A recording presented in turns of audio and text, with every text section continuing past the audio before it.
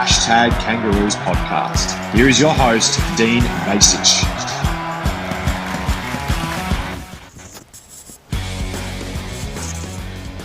Welcome to another episode. My name is Dean Vasic. You can find me on X at hashtag Kangas, Instagram, hashtag Kangaroos podcast. Tonight, I'm back with Mark. Hello, Mark. Thanks so much for coming on once again. We just finished our pre-season yesterday in a very cold Ballarat. A narrow win against an undermanned Collingwood side may have just relieved the pressure a little bit, or temporarily, for at least till round one. Your thoughts on the game? Well, relief's a word I'd use. Like a lot of supporters, I was pretty concerned. A couple of minutes into, was it the start of the third quarter? They kicked the first two goals. Yeah, well, it was 5 goals during the second quarter, and we got back within 3 goals, and then they kicked the first 2 goals of the third quarter. That's right. Yeah, I thought at that point we were in all sorts of trouble. And I was wondering whether it was going to be a bad week with the media and everything else. But I thought after that it was good to watch. So, look, Collingwood had a lot of players out. The players they played were desperate to impress, and they put a lot of pressure on early. It wasn't they weren't taking it easy. They were having a real crack, as you would if you're a young player trying to break into the Collingwood side. So that probably gave us a good game in terms of intensity. Plenty to work on. It was far from perfect for a lot of reasons, but there's a couple of really good signs as well. Well, I might as well get into the positives straight away, and we'll probably may get a couple of debutants. I think there's one certainly, and that's Lockie Doverston.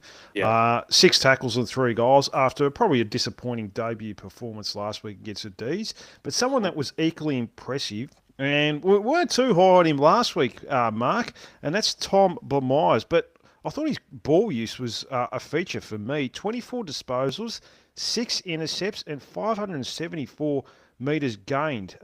Both had big contributions, and Tom Blamires has definitely put himself in the race for a round one debut. Yeah, do you know... Was he okay defense? I didn't really pay a lot of attention to what he was doing defensively, but he was certainly good at the very end. He probably saved the game. 6 intercepts is good. Yeah, very good. Yeah, that's true. I thought he was great. I said a text to a mate today saying he would be very unlucky not to play round one at this stage. That said, I wouldn't mind Luke McDonald's stability for round one either. So I think there's a few changes going to happen in that back line. Because you got Colby McKercher potentially playing as well. So you'd think McDonald and McKercher come in if they're both fit. Although they might be worried to have 2 underdone players coming could be a risk. So look, he might be unlucky, but he'll be playing early in the season if he doesn't play round one. No, definitely. I mean, you got Riley Hardiman, McKercher, McDonald, 3 players. Oh, Hardiman, I've completely forgot about him. He's a certainty to get picked if he's fit. Yeah. If he's not fit, then I think Blamires will make a round one debut. But I thought the pressure was better this week, Mark. Attitude seemed a bit better. The players have even said they were embarrassed after last week's game. So at least they came prepared this week. Defended the ground a lot better, although they did get a couple out the back, the Pies did. But at least they weren't witches' hats this week, as opposed to probably the game against the D's. No, I thought the defensive tackling in our forward line was a lot better this week. I'm still worried about. I thought we defended the middle of the ground okay. To be honest, though, they kicked in those conditions. We let them kick a lot of goals. So there'd be still some concerns about that. I don't think you can blame our defence 100%. But I still think the pressure on the kicker going inside 50 is not quite there yet. And that set them up for quite a few of their goals yesterday. So I think there's a few things for them to work on there. But I thought our forward line's not far away from clicking. Well, it's definitely good signs, and another positive, and we have to talk about him now, Mark. That's Cooper Trembath. A lot of supporters want him in the team. A very good second half yesterday when he came on, 2 goals. And making a presence up forward. Did a nice goal assist to Paul Curtis as well. I don't know how much more he can do, but Geez, I don't know. I think it's touch and go whether he plays in round one, Mark, just from what I've seen. Yeah, I find it absolutely bizarre that it's even a debate about whether he plays. We've been waiting 8 years to find someone to partner Larky. And no, Larky hasn't been a star for 8 years, but we've been looking for key forwards for that long. We've finally found one. He kicks 3 goals in his first 3 games. He stars in the intra-club, doesn't get played against Melbourne, bizarrely. Almost put into the side under pressure from the supporter base for this game. Comes on at half-time and then sparks them back to a win almost. He kicks 2 goals, gives another one away, and was a fantastic presence up forward and around the ground, great below his knees. He's powerful, good athlete. I can't even understand how it's a question. It horrifies me, to be honest. He can play. He's already shown he's a good pinch hit ruckman in the intra-club. Well, I agree with you. The new rule suits him, on the ruck thing as well. Yeah, I agree with that. Now, it's bizarre. Now, we talked about it last week, and we even mentioned that what's the point of playing Jack Darling? We're not going to be... Jack Darling's not the missing piece to a premiership. It's not a criticism of Jack Darling. No, and that's exactly right. It's just that he's 35 or close to it, and he's I think he's a great person to have at the club. I thought he served a great purpose last year. I think we should have only given him 2 years, not 3 anyway. That was odd. He should be helping Whitlock develop in the VFL, and if we get injuries, he's fantastic deck. But if we hadn't have found Trembath, he'd still be playing. But until Whitlock was ready. But we have found Trembath now, so it's crazy. Callum Coleman-Jones is equally as silly. So, I personally don't think either of them should play round one. Coleman-Jones or Darling, I think Dersma and Trembath are the future, and they both should play. That's exactly right. We don't want to waste a year of not playing a player 20 games to play Jack Darling so we can win 1 or 2 extra games in March or April. I don't think that makes much sense. That's what it feels. I agree with you. That's what it feels like, doesn't it? That we're so desperate to make sure that we protect the perception of the club in the media over the first 2 months, and probably the supporters, to be fair, that we're going to sacrifice a bit of the long term now for what happens in the first 8 weeks of the season. I don't think it's helping anyway. I think we're a better side with better balanced side, certainly with Trembath and Dersma, but there's a safety thing with going with older senior players that have been around longer, which is a false perception, I think. But I think Clarkson's thinking that way because he's very stressed about the pressure he's under as well. Yeah, I think we even got it early last year. Riley Hardiman was out of the team early. I think we mentioned this a couple of weeks ago. Yeah, Darcy Tucker played round 1, 2, 3, 4. And we kind of knew, where's Riley Hardiman? We're kind of saying that. And then all of a sudden he comes in, makes a contribution straight away. So I think it might be a case of this happening again this year with even Trembath, that he might miss out first couple of rounds. I think there's going to be supporters waiting at the front of Arden Street for Alistair Clarkson, and then they're going to have to put him in. And it felt like almost, with the pressure that the supporters are giving the club at the moment, that's why he maybe got picked for the Ballarat game, because he was the last player on the interchange mark that was picked. Yeah, I was seething watching the start of the game, watching him in that. But it's interesting, and a lot of supporters are getting angry about it for good reason. It's frustrating. Yeah. Well, and then the club's feeling stressed because they're then being pressured by the media going, the supporters are very upset that you're not playing Trembath. And the best they can say is, it's very close. And you can see that they're finding it an awkward question to answer. Tom Lynch after the game pretty much said the same thing. Yeah, he's given us almost a few headaches, and he's certainly putting himself in frame. As far as selection goes, 3 goals in his first 3 games. He's not done. He's not. Explain to the supporters then what he's doing wrong, so we can understand what the issue is. Because he looks like he's a great teammate. He works hard up and down the ground. He puts pressure on the opposition. Is there something we don't know? Please explain why a 34-year-old and a second ruckman is being preferred to a guy who's starred in every game he's played in. It's so weird.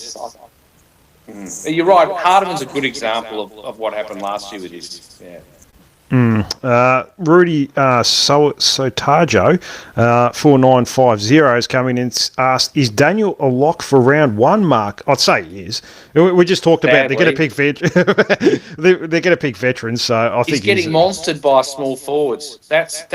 He was getting absolutely monstered yesterday. That really worried me defensively. Like, criticise him or not, or be positive about his disposal and his decision making, and he's got a good reputation for that, to be fair.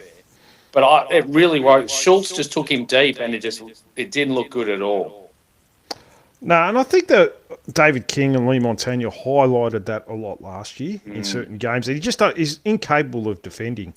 And we brought him across to, with the ball use. And even that's been about average. Like, his ball use hasn't been probably to the standard that he would have. His speed, he doesn't have speed. So he doesn't have a lot. He doesn't have a lot of time to make those decisions. So if the opposition know they're going to use him as a quarterback, they just pile on the pressure on him, and it doesn't work. So that's why it worked a lot better when McKercher went back alongside him, because then they had more than one player delivering the ball. But then you've got two players vulnerable defensively. So it's just, I mean, Hardham and McKercher's a lot better set up down there with McDonald, I would have thought. But I think they're going to play him. It's the same thing with the Darling. I just think. It doesn't. What's the word? It doesn't excite you, does it? Those players like Caleb Daniel, we kind of know who he is. Whereas we'd rather have a little bit of an unknown in Blamires. We might find a player here. Yeah, we shouldn't have given up pick 2. That was just a second round pick, I should say, not pick 2. Yeah, I don't think that's worked. I think Jack Darling's. I think they're both good people to have at the club. I think Jack Darling definitely filled a great purpose last year, and he can this year with injuries.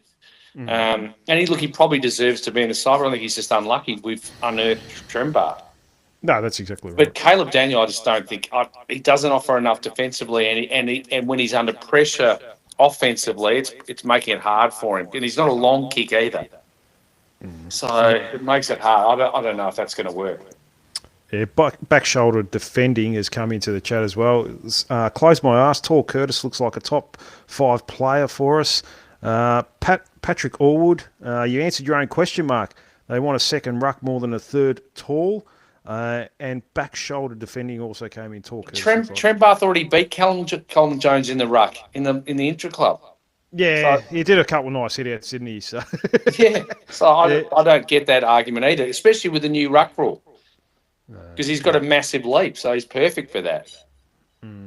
Well, I'm sure we're going to be talking a lot more about Cooper Trembath over the next week or two. But I thought Jai Simpkin on the wing definitely showed his worth. He looks good on the wing, Mark. He had 20-odd touches again. I'm not so sure why he's so desperate to get into the midfield when he looks like a natural winger to me. He reads the ball really well. His ball use has improved as well, albeit pre-season games. Tom Powell, 27 touches and played predominantly midfield minutes as well. I thought they were starting to phase him out towards the end of last year, but it's looking good. So, they played Parker behind the ball, which gave him an opportunity to play more midfield. What do you think of that? Luke Parker playing in didn't mind it. Didn't mind that. Yeah. Considering he's played 300-odd games and never played there, so I thought he did pretty well. And he's tough, so that... I didn't mind that at all. I thought Powell's a good player, so I don't mind him getting more midfield minutes at all. Simpkin's not going to go back in the midfield, so I'm glad he's accepted the wing, and he played well at the end of last year on the wing as well. So I think that's his position. When Wardlaw comes back, I suppose it's going to be interesting, because if they're going to keep Parker behind the ball, then it creates a few more opportunities for Powell. But they do obviously want Wardlaw back, but we're not going to have him for round 1, you wouldn't have thought. Patrick Allwood. I'm not so sure. Might be taking a piss here. I agree with Trembath. I'd rather have Caleb Rucken and Trembath in than CCJ. So I don't know about Caleb Daniel Rucken, but I'm not too sure if he meant. Did he say he'd rather Daniel Rucking than Callum Jones? yeah, pretty much. So probably. Yeah, I don't like criticising people like that, but Callum Jones hasn't had a lot of success in the last 4 or 5 years, and his injuries haven't helped. But he was out for he's been out for what, year and a half? Why are they came back rushing last him? year? Yeah. Yeah, I don't know why they're rushing him back in at the moment without any form to back it up. It's like three They or four really wanted to make it BOGs work. would be good.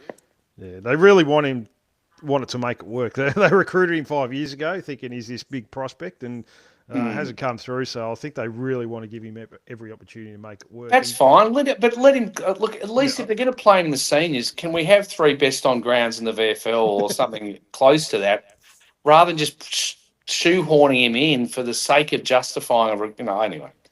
exactly. We could go on and on about that. We'll go to concerns going into round one, and it's still it feels like it still relies on individual talent to win your games, Mark. Sheasel and LDU with 67 touches between them, and winning games through midfield dominance is not a recipe for long-term success. You will win your games here and there, but it's a system that will prevail. So it's still a concern for me there, unless you seen something on the weekend, Mark, where you think, they're working towards something here. No, that's still an issue. I think you're right. I'm hoping they they can flick a switch and suddenly defensively, they'll gel as a team round one and go ballistic. It's still not quite there yet, but look, they've got a couple of weeks.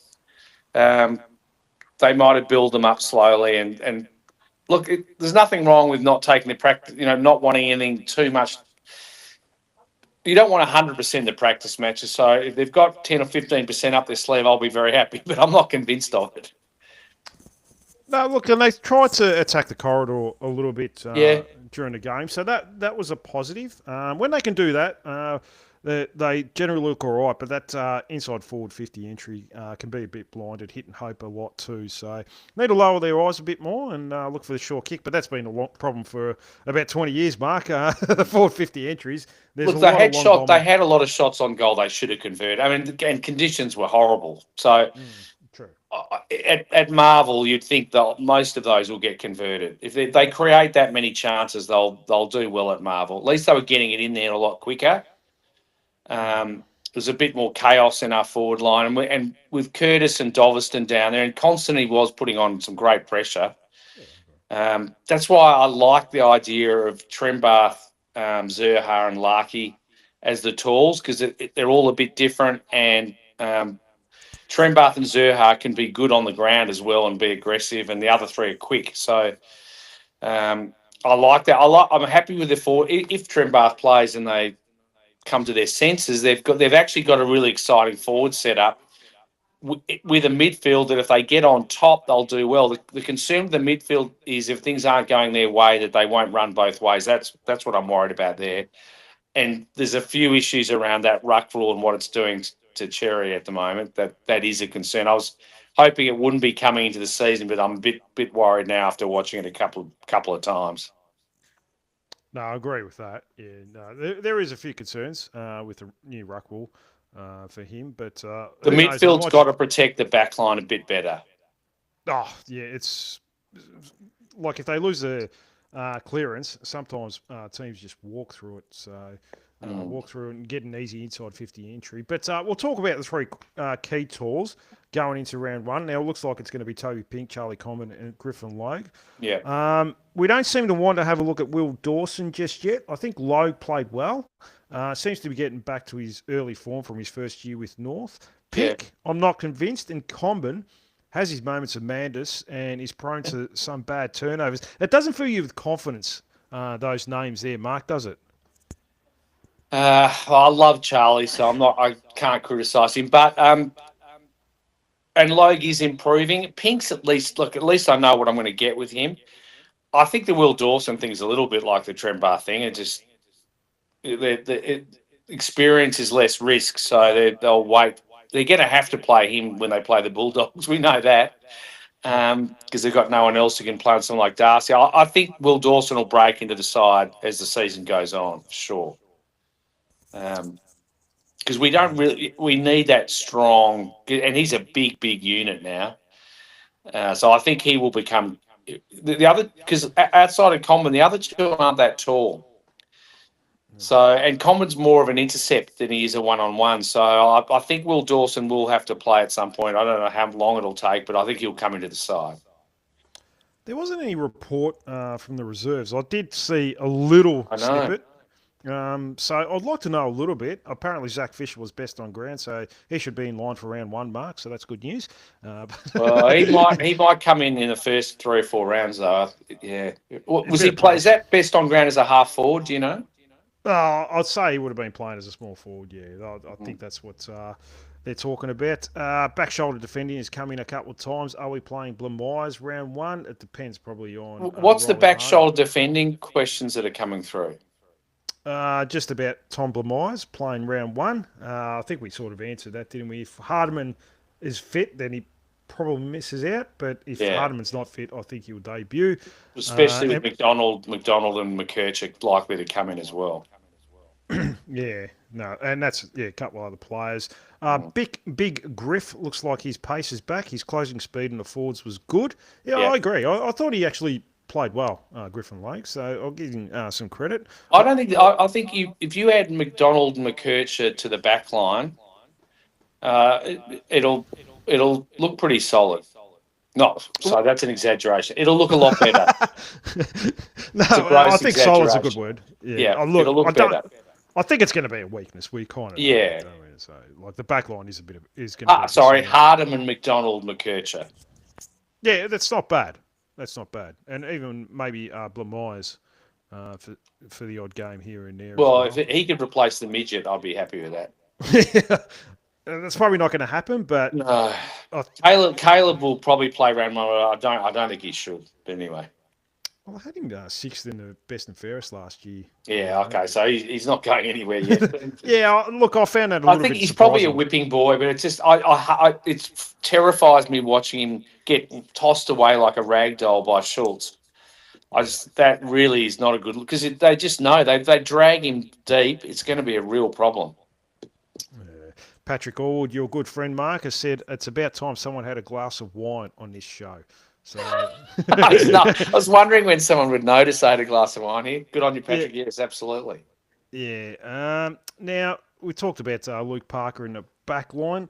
I think the question was asked to Tom Lynch, and they sort of mentioned that we wanted to add a bit of toughness with the conditions. So I don't know if it's going to be a permanent thing where he's going to play there this year because, like we sort of mentioned, we've got a lot of players to pick from. Josh Goda maybe is still coming back in, but he was a late withdrawal in the VFL over the weekend. Oh, no, was he? Well, I don't know if he's alive, Mark. So, yeah, we're still waiting on that poor bloke. He's having such a bad run anyway. They're being cautious. They don't want to do another Wardlaw, I suppose. So. No, exactly right. I'm not exactly going to trust that medical team right now. I hope Braden George, I think got through okay. Hopefully he played well. I'd love to see him string 4 or 5 good games together. Yeah, I think he kicked the goal over the weekend in the reserves. So they lost by 5 goals, I know that. What about Whitlock? Did he get a few? Apparently he showed a couple of good signs. Only kicked 1, I think. So, Luke Parker.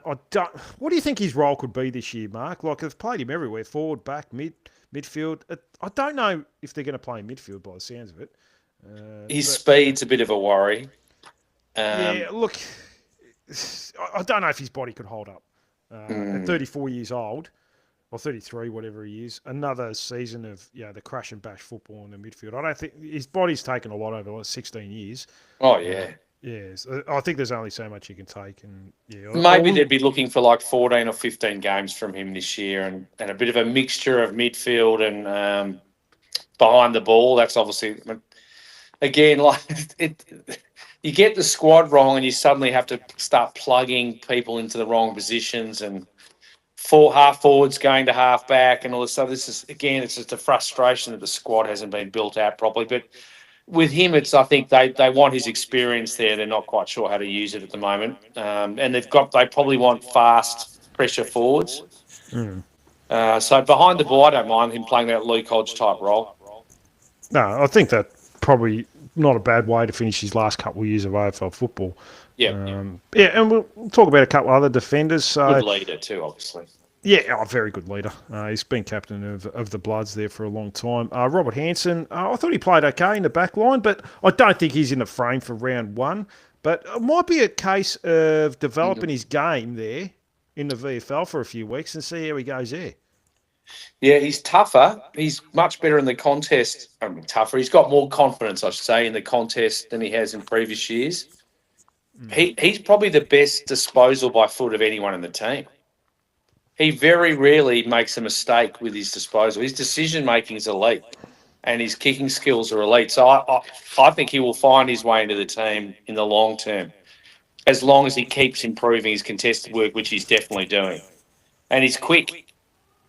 He's got a little bit of pace, yeah, definitely. And he's actually got a lot stronger. So I think he's a better option than Daniel over the long term, because you give the ball to him, he can either his kicking's good and he's quick out of the back line, so he can break some lines and then use the ball well. His kicking inside 50 has been outstanding. So he can play wing and half back as well. So a few options there for him.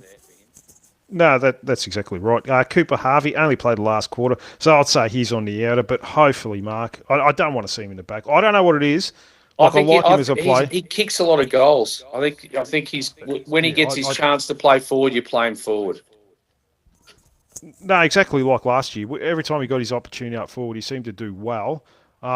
It's unfortunate we've got about 25 listed players that play all the same role. But at the end of the day, you can't just put square pegs in round holes all the time and just throw players around. Because you've stuffed your squad build. And they've got, I always forget his name, the Melbourne half forward that they brought in. They've got him coming back.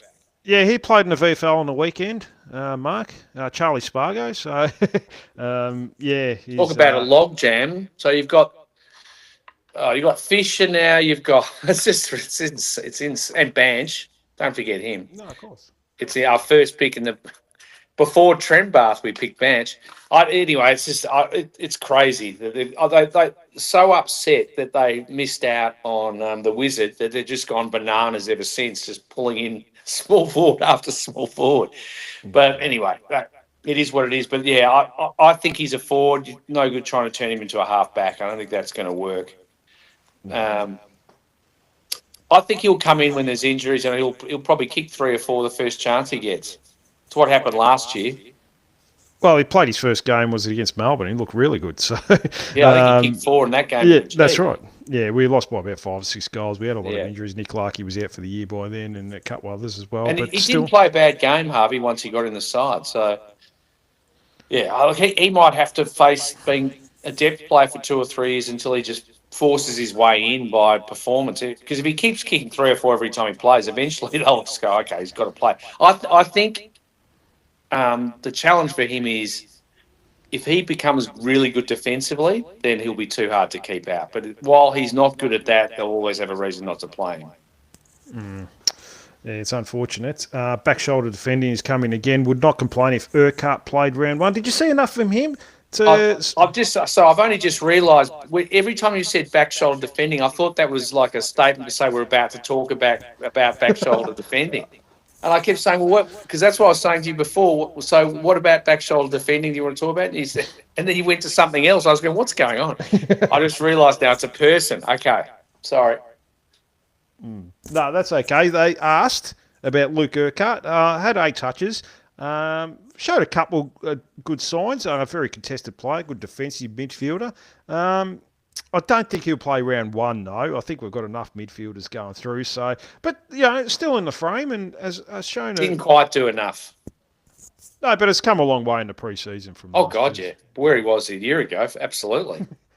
He's a big, strong boy too. So in terms of what they're building with him, it makes sense. Like a really strong defensive midfielder, we absolutely need that. So yeah, you keep persevering with him. He might not play many. He might only play 2 or 3 senior games this year, but you'd think next year he'll be in the frame for a lot more. No, definitely. We've got a lot of midfielders.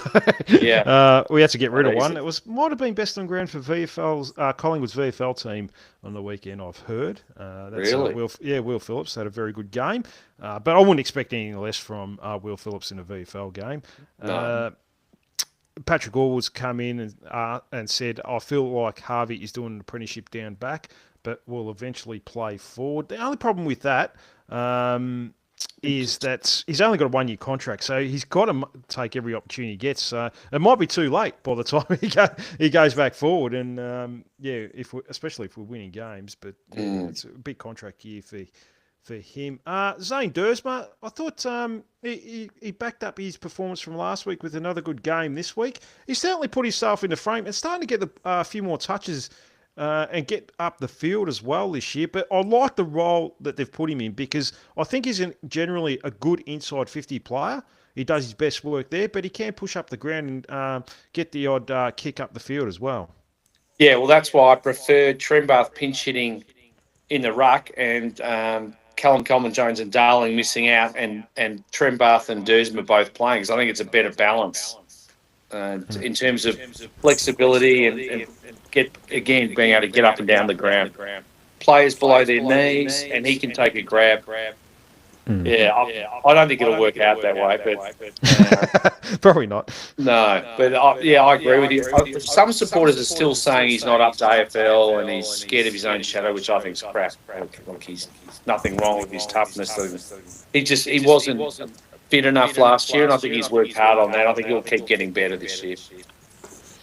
It's an interesting one because, like I said, there's a lot of competition for his spot, and if he has a couple of quiet games, he may lose his spot. So he's got to take every opportunity he gets. It's going to be an interesting year for him. But the small forward situation, so Lockie Daviston, really good player. He's very crafty around goals, good pressuring forward. Jacob Costanti, a lot of people still talking about him. Don't ask him to have a shot at goal because... Did he kick a goal? No, he didn't even score. And he had a couple of shots from 30 metres out in the last quarter, I think it was. One didn't make a distance from about 25 metres away, and the other one, the wind took, and I think it's... I'll forgive him because of the conditions, but if he does that at Marvel, it'll get to a point where they're going to say, mate, we can't have you not converting. Like, you're going to get 2 chances a game. If they're going to be both points, then eventually we can't just... otherwise, we may as well bring back Kane Turner because he was good defensively, and the big knock on him was he just wasn't doing enough offensively. I think Constantine brings a lot to the side in terms of that energy around the ball and how good he is defensively. Like, he gives everything. I really like him as a player, but he's just got to take those chances when he gets them. Like, he'll get 2 shots at goal, kick 1 goal, 1 or 2 goals. Happy days. But look, I do like his defensive work. He does really work hard. He runs in, he crunches with the tackles. Yeah. But at the end of the day, that's probably should be the bare minimum for a player like him. That's what he's noted for. But he's got to take his chances, like you said. Otherwise, he is pretty much Kane Turner all over again. Yeah, that's right. He actually does create chances. That's the part that's getting annoying, is that he actually gets shots on goal. Kane really wasn't getting many, but he actually is. So he's got to take them. Like, if he's at 25 goal forward, he'll get picked every week. No problem. Oh, look, no one would complain about that either, I don't think. No. If he can average 1.2, 1.3 goals a game with his defensive efforts, he'll be a valuable player. But he's just got to take them when he gets a chance. He's missing goals from 30 metres out. You can't have that. No, definitely not. Patrick Orwood, I think Darling is still too important. If nothing else, he makes me feel more confident, but I think he must play with Trembath. They don't look like they want to go down that path. It's either one or the other. I understand why Patrick thinks that, because he doesn't deserve to be dropped. No. And he's reliable, but I think we're too top heavy. You can't have those 3 and Zerha. That does make us too top heavy. So I sort of understand the club's position, but at the same time, you can't play Callum Coleman-Jones and Darling and Larkey either. That doesn't make any sense to me. Just because there's an extra person on interchange doesn't mean you have an underperforming second ruck that's not really needed. And you can pinch hit with either Darling or Trembath, but I'd still just, as I said, I would play Trembath alongside Larkey, and I'd have Duursma playing off the bench in that forward line as well, particularly when Trembath's in the ruck. Because you've got Zerha, sort of, he can play as that third tall. So, yeah, I don't. Maybe Darling and Trembath both can't play, but I think Trent Barrett's done enough now where you just have to play him. But anyway, we'll see. Doesn't look good. Well, the worst thing you could do was play CCJ's role, who just strictly played as a back ruckman, and with the extra interchange, Exactly. it felt like he only played probably 25-30% game time. CCJ, you could do that with Trent Barth. Well, maybe Patrick's right then. Like, if they have to play Darling, well, then you can't play Coleman Jones, and Trent Barth's got to play as the pinch hitting ruck who plays forward. Comes on and impacts for 10 minutes. Thing is, they'll put him forward, he'll kick 2 goals, and then they won't want to take him out anyway. Just like what happened on the weekend. He's a dangerous player because he's always on the move. He's got a big tank, so he can keep moving, and he's big and strong with a big leap. Like, it'd be a hard matchup for any side up forward. And he's so that pre-season, like, he looks like a completely different human than he was playing last year. He's a big boy now. No, he definitely is. Another player that seems to put on a little bit of size, Finn O'Sullivan. Looks like a natural midfielder to me, He's going Mark. to be a superstar. Yeah, you sort of see that, don't you? I think did you compare him to Keith Gregg last week? Yeah. A lot of similarities there. And geez, he's going to be a player. Patrick would remember Keith Gregg, but probably a lot of people are too young. But he's got that time and balance that Keith Gregg had. Yeah, good ball user too. He's someone that, beautiful. look, we don't have many players that, he's going inside 50. If it's Bailey Scott, you think, this could go anywhere. Whereas with Finn O'Sullivan, you're confident that he's going to pick the right option. Did Bailey Scott come on? He did in the last quarter. Yeah. Oh, he's out of the frame. At least, yeah. Well, Disco Stevens is doing enough to hold his spot, I would have thought. I know a lot of people are not convinced about him either, but I like him as a player. But, yeah, he's ahead of Bailey Scott at the moment. And Simpkins playing really well on the wing, so it makes it impossible for him. No, definitely. But after these 2 pre-season games, Mark, now we've got a big round 1 game coming up against Port Adelaide. Had a good win against West Coast over the weekend. Are you confident going into round 1, Mark, after this pre-season? Are you more confident from yesterday than you were the week before, or you're sort of still a bit it couldn't have got worse. It couldn't have gone any worse. And I'm certainly more confident than I was at half-time yesterday, whereas I was despairing at where things were heading. So I'm very pleased that they got back on. I mean, look, the 1 point against a very undermanned Collingwood, but at least, you just have to look at the amount of inside 50s as well and the conditions and everything else. And there are some positives to take out of it. There's plenty that they have to fix, but it's not as dire. No, not at the moment. Look, round 1 is just around the corner, and we still do have a few players to come into the team possibly, and a few players probably miss out, unfortunately. But there seems to be, as far as squad goes, there seems to be a little bit of depth there that, if Riley Hardeman's not up to round 1 or McKercher or something like that, I'm pretty confident that Tom Blamires can come in. I wasn't so confident after the Melbourne game that he was, the player that everyone was talking about. But after last week, at least there's confidence there. There's probably a couple other players that in the reserves. I'm still bullish on Zach Fisher that he could come in and play a role as a small forward. I know the president of Sandringham Footy Club very well. He was captain of my footy side at school. Anyway, he's a huge fan of Blamires. From his younger days there, he said he's an absolutely ripping kid. He's not a kid now; he's 23. He said he's really done well to pick him up. So I think, based on, I think the confidence he got after being selected, he sort of could relax a little bit, and he looked really good. So I think he'll get more than a few chances to establish himself. I don't think he'll be a 1-year player. I think he's going to be around for a while. Well, we seem to do pretty well with some of these unknown players. We got Cooper Trembath in the mid-season draft last year from obscurity, so we seem to do better with those players rather than players we actually recruit and trade for. So, hopefully, he certainly makes a contribution. But look, promising signs. There's a little bit of depth at the club this year. Yep. I know we haven't talked CCJ up much, but look, he's a handy ruck. He could be a handy backup ruckman. It's just that he hasn't played much the last few. I'm not saying he's a terrible player. It's just that he hasn't played much, and now they're just, as I said, shoehorning him in for round 1. It's just a very strange all because of this 23rd man. They've decided they have to have a second ruckman. Well, why? I don't. No other club's taken that position. It's just it's if he was in amazing form and doing a lot up forward, yes, but having two, because neither of them are great forwards. Cherry's he's reasonable when he gets, but normally it's when he drifts down playing the ruck that he does his damage. He's not actually playing as a forward. And Callum Coleman-Jones, hasn't done much recently as a forward. So you've got to be, the second ruckman has got to be in great form as a forward before they play as a second ruckman. And Trembart's got that. No, he does. But, well, I think there's more important people than us, Mark, that are going to make those decisions over the next week or two. Well, it's about a week and a half till round one, so we'll have to wait and see. But, Mark, did you want to add anything else? Anything else that caught your eye over the weekend before I let you go? No, mate, that's pretty much it. Doveston was obviously, we haven't really talked a lot about him, but he's locked himself in and he's definitely exciting. Yeah, definitely is. Probably the small forward we've been crying out for a number of years. They can hit the scoreboard and has a defensive side to him as well. Good two-way player. So yeah, he's going to be a good player.